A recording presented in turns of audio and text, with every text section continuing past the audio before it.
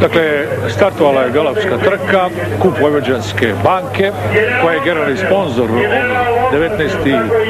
zobnačkih konjičkih igara. General Žitko na prvom mestu, kao što se i očekivalo. Dakle, general Žitko, vlasnik Zobnatice, na drugom mestu je Ivana, Moby Dick na četvrtom mestu,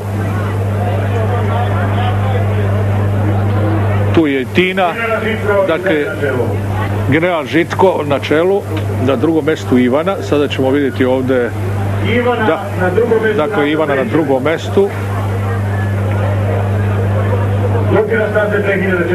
Još jednom ćemo ponoviti, 2400 metara, još 1500 metara.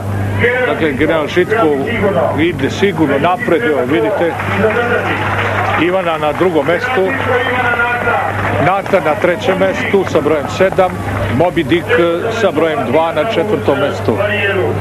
Ide general Žitko izvanredno. O ovom grlu su mnogo zaista govorili lepi. Pogledajte kako neverovatno, kako ubedljivo. Evo, pogledajte. Tina još, odnosno Ivana na drugom mestu.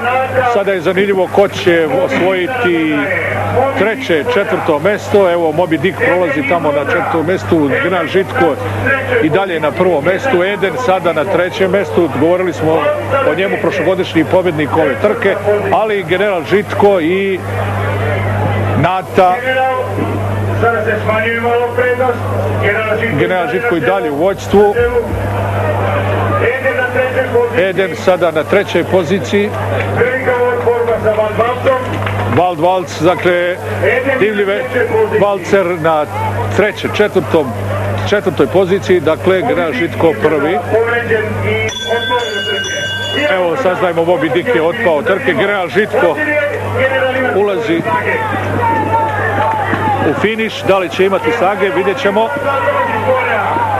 Počeo je, evo, ubrzava sada general Žitko. General Žitko na prvom mestu i general Žitko na prvom mestu